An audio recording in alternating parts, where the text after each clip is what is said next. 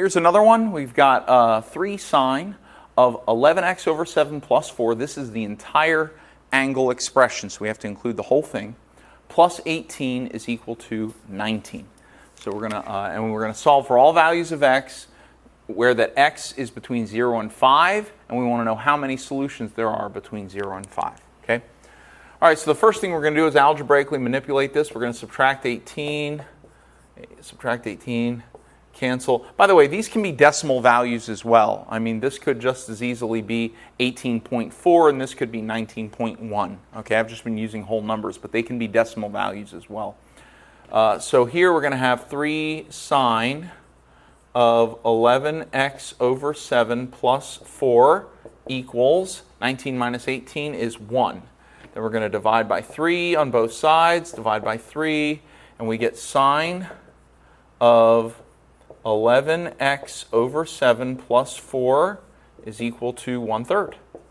Now we're going to apply sine inverse. Sine inverse to both sides. Sine inverse. It's going to cancel sine here, and we now have 11x over 7 plus 4 is equal to sine inverse of 1/3. Okay? Now fight the urge to add 4 to both sides. I mean, you could, but for now I just want to try and keep the procedure pure. So we're going to identify sine inverse of 1/3. Let's get a calculator, make sure we're in radian mode. We went to degrees. Hang on. DRG, go over to radian. That would have been a disaster. Sine inverse of 1/3 gives us 0.3398. 0.3398. Okay? And since it's positive, we're going to use that as our first one. That's a first quadrant solution. So over here, our first of 5 is going to be 11x over 7 plus 4 is equal to 0.3398. We may run out of room here. The second one, now we haven't, in the previous video, we reviewed how to identify, this is a quadrant 1 solution, okay, how to identify the other solution, the quadrant 2 solution. And the way we identify the quadrant 2 solution is we do pi minus this number, okay? So we'll do pi minus 0.3398 gives us, all right, we're going to have 11x over 7 plus 4 is equal to 2.8018.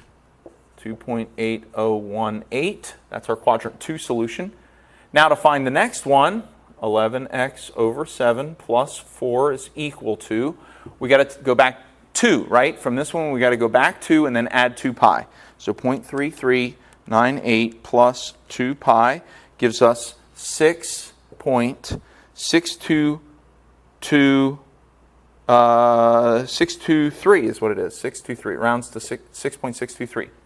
All right, then we'll go 11x over 7 plus 4 is equal to, we're going to take this one and add 2 pi, 2.8018 plus 2 pi, and that's going to be 9.085. 085, okay? And then 11x over 7 plus 4 is equal to, we're going to go back to 1, 2, and we're going to take this one and add 2 pi. 6.623 plus 2 pi gives us 12.9062. 12.9062, okay? And now we just need to solve all 5 of these equations, which is going to take a couple extra minutes than normal because we've got extra stuff here. So we're going to subtract 4 from both sides. So we get 11x over 7 is equal to 0.3398 minus 4 is negative 3.6602.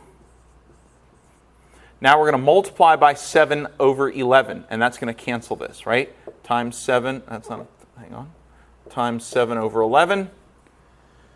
Times 7 over 11, and that gives us x is equal to negative 2.3292.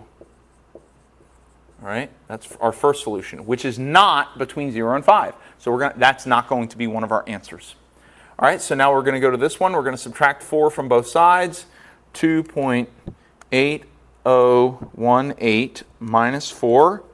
Okay, so we have 11x over 7 is equal to negative 1.1982. Then we're going to multiply by 7 over 11 to cancel that. X equals times 7 over 11 times 7 over 11, and we get negative 0.7625, which also is not between 0 and 5. So this is not one of our answers. Let's go to this one. We'll subtract 4 from both sides. We get 11x over 7 is equal to 2.623. Multiply by 7 over 11. Multiply by 7 over 11. Cancel over here. X is equal to 2.623 times 7 divided by 11 gives us 1.6692. That is between 0 and 5, so that's one of our solutions.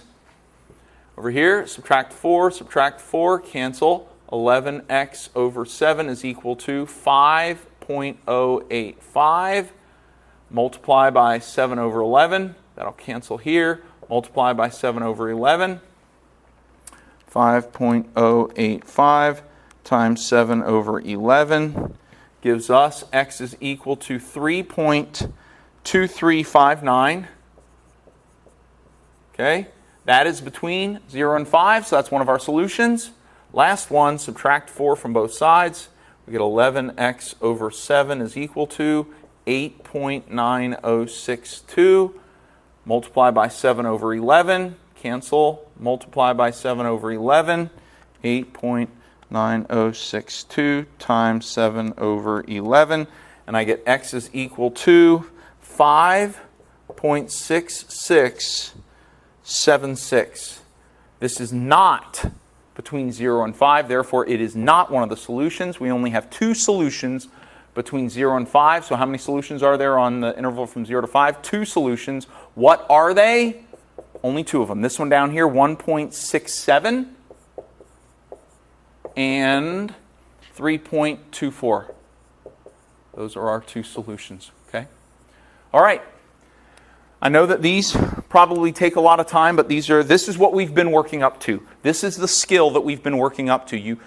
This is an important trigonometric skill. It's also important in calculus. And if you are going into a field that goes into higher level math, this is going to be an essential skill for you. So make sure that you spend a good amount of time on this. Okay. Well, that's it for solving trigonometric equations.